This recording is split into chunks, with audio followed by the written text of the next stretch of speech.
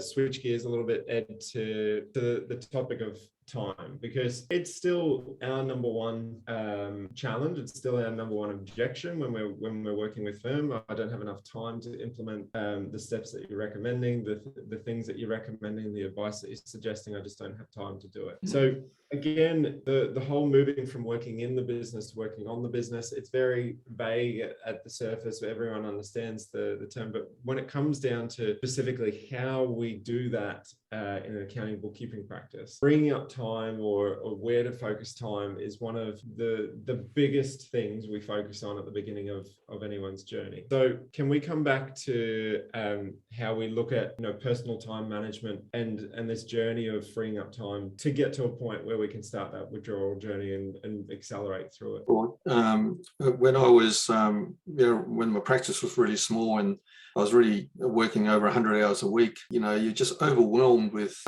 just not having enough time. And as I said earlier, where do you find time to work on the business when you don't? And I think Mike already touched on, we should be working in quad 2, which is important but not urgent. And the activities in quad 2 are like training someone. Training someone's not urgent, but it's important. And we tend to just do things that are urgent. So a tax return is there to get done. It's urgent and it's important. So we jump in there and do it. Correcting a mistake, it's urgent and important. So we just jump in there and put out that fire or fix the problem. But we don't have time to do the quad 2 activities, which is train that person because it's important but not urgent. But where really effective businesses work in is in quad 2.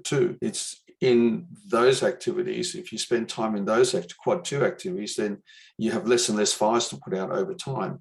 So developing a checklist, it's important but not urgent. That's working on the business.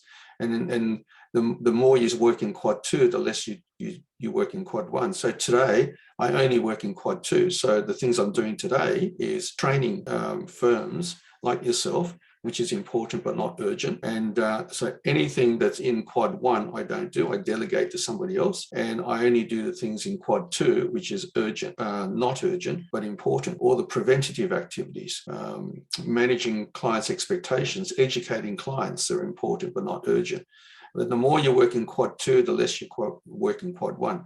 But just going back to what you said earlier is not having enough time. So what helped me manage this, because you're overwhelmed when you go to work, there's a lot of activities. But what's really important is to identify there's a lot of stuff that you do that shouldn't need to be done. Being busy is not the same as being productive. Especially in the admin area, there's a lot of work that gets done that doesn't need to get done. And people say to you, I'm so busy. And as I said, have you ever been busy all day and at the end of the day you felt like I haven't done anything? Well, it's because you've been doing the wrong kind of things, and there's a lot of work that shouldn't be done. And if it's not producing an outcome, just don't do it. So what's helped me when I was just overwhelmed with everything was to break it down into bite-sized pieces. So short-term, medium-term, long-term. So in the short term, yes, it's all hands on deck. You got to get the work out, meet those lodgement dates, and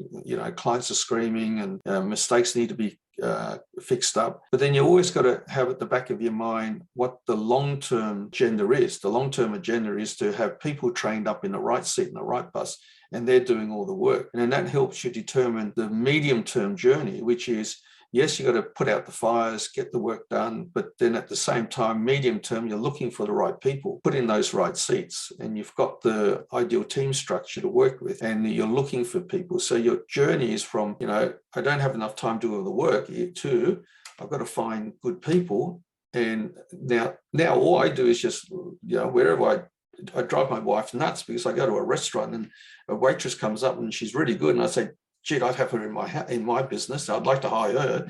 And so I'm talking like this all the time, because now my thinking has changed from, the workload through to how finding good people. So I'm just constantly looking for good people and placing them in the right seat in the bus in my business. and because good people are just so hard to find. And but if they have the right attitude, you can train skills, but you've got to start with attitude first.